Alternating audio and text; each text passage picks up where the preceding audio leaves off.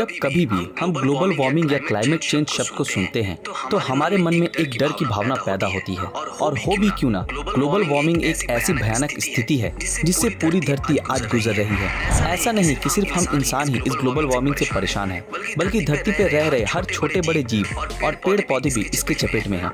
आज हमारी धरती जिस मुकाम पे है वहाँ से पीछे मुड़ना बहुत ही मुश्किल काम है। मार्च 2019 में जनरल असेंबली के एक्सपर्ट स्पीकर्स ने पूरी धरती को आगाह करते हुए ये कहा कि हमारे पास मात्र 11 साल का वक्त है इस आने वाले संकट को रोकने के लिए, जो क्लाइमेट चेंज और ग्लोबल वार्मिंग की वजह से होने वाले हैं। और अगर हम ऐसा करने में नाकामयाब होते हैं तो शायद हमें आने वाले समय में बहुत बड़ी मुसीबत का सामना करना पड़ेगा, जिसके लिए हम कतई तैयार नहीं हैं। 20वीं सदी के शुरुआत से ही पूरी धरती का समुद्री स्तर तेजी से बढ़ रहा है। क्लाइमेट साइंस के स्पेशल रिपोर्ट के मुताबिक साल 1900 से लेकर 2016 तक समुद्र में पानी का स्तर 6.3 इंच से लेकर 8.3 इंच तक बढ़ चुका है। नेशनल एकेडमी ऑफ साइंसेज के स्टडी के मुताबिक ये लगभग पूरी तरह इंसान द्वारा किया गया क्लाइमेट चेंज और ग्लोबल वार्मिंग के कारण हुआ है, जिसके चलते उत्तरी ध्रुव में मौजूद बर्फ पिघल रहे हैं। ग्लोबल वार्मिंग की वजह से बढ़ते तापमान के कारण हर साल उत्तरी ध्रुव के 17,000 स्क्वायर माइल क्षेत्र का बर्फ पिघलकर वो पानी धरती के समुद्र में मिलकर समुद्री स्तर बढ़ा रहा है। सिर्फ यही नहीं, वेस्ट अंटार्कटिक आइस शीट,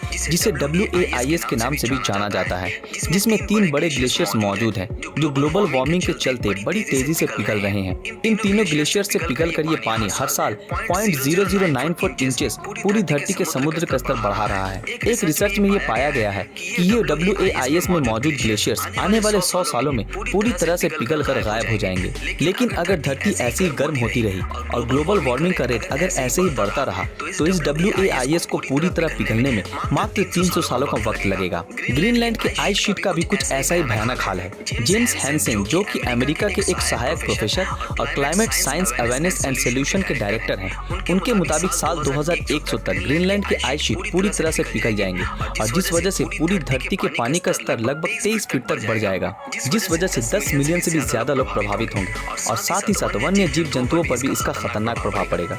जो लोग समुद्री तटों पर और द्वीपों पर रहते हैं वो लोग भी इससे बुरी तरह प्रभावित होंगे। सिर्फ इतना ही नहीं, ग्लोबल वार्मिंग का दूसरा पहलू ये भी है कि इसकी वजह से भारी बारिश, बर्फबारी और भी कई सारे प्राकृतिक आपदाओं का सामना हमें करना पड़ेगा, जिसके चलते बाढ़ का आना अनिवार्य हो जाएगा और इस कारण यूरोपियन कंट्री और उसके साथ समंदर के किनारों पर मौजूद इलाकों को बहुत नुकसान होगा। सिर्फ समुद्री स्तर बढ़ने से ही समंदर प्रभावित नहीं होगा, इसके अलावा भी एक और बड़ी चिंता है और वो है ऑक्सीजन की कमी। बढ़ती पॉल्यूशन के चलते और लगातार हो रहे गर्म वातावरण के चलते समुद्र में ऑक्सीजन की मात्रा कमती जा रही है और CO2 की मात्रा तुलनात्मक रूप से बढ़ती जा रही है, जिसका सीधा प्रभाव सामुद्रिक मछलियों और समुद्र में मौजूद अन्य प्रजातियों पर पड़ रहा है और इसके चलते सामुद्रिक जीवों के जरिए अपनी रोजी रोटी चला रहे लोगों पर भी इसका भारी प्रभाव पड़ रहा है।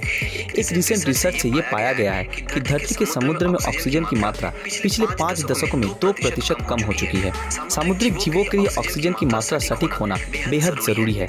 इसके चलते समंदर और भी गर्म होते जा रहे हैं और जिसके चलते इन जीवों की मृत्यु हो रही है। आप जरा ये कल्पना कीजिए कि आप जिस घर पे रह रहे हैं वो दिन पर दिन गर्म होता ही जा रहा है और हवा भी आना बंद हो चुका है, तो जरा अंदाजा लगाइए कि ऐसी स्थिति में आपको कितनी तकलीफ होगी और आप तुरंत अपने घर से बाहर आने के लिए मरे जा रहे होंगे। कुछ ऐसा ही हाल समंदर के गर्म होने से उसमें रह रहे सामुद्रिक जीवों का भी हो रहा है, लेकिन बदकिस्मती से ये जीव इस गर्म पानी से बाहर नहीं आ सकते। तो जरा सोचिए उन पर क्या गुजरती होगी।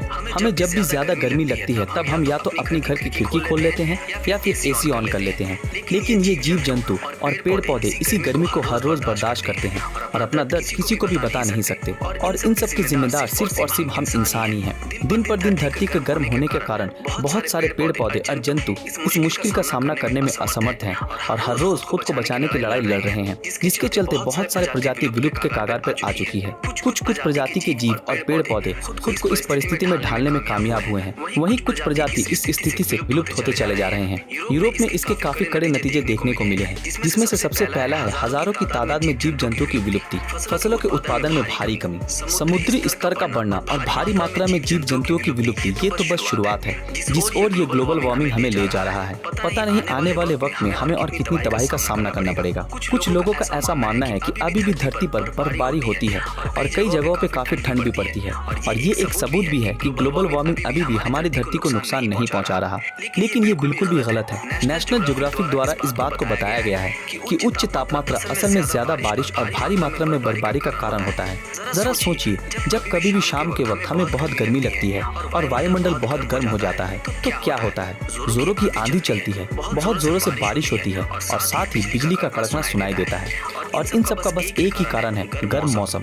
धरती के गर्म होने के पीछे सिर्फ कड़कती धूप का ही हाथ नहीं होता। इस ग्लोबल वार्मिंग के चलते धरती दिन पर दिन गर्म होती जा रही है और जिसके चलते भारी बारिश, भारी मात्रा में बर्फबारी और ऐसे एक्सट्रीम वेदर कंडीशन का सामना हमें करना पड़ रहा है। अगर हमने अभी इसके बारे में कोई कड़ा कदम नहीं उठाया तो वो दिन ज्यादा दूर नहीं जब हम इंसानी सभ्यता किसी बड़े आपदा के आमने सामने होंगे और हम इस तबाही से खुद को बचाने के काबिल भी नहीं होंगे। आइए हम सब मिलकर इस ग्लोबल वार्मिंग को रोकने की ओर अपना एक एक कदम बढ़ाएं और हमारे भविष्य को सुरक्षित और खुशहाल बनाने में एक दूसरे की मदद करें। दोस्तों, आज के लिए बस इतना ही।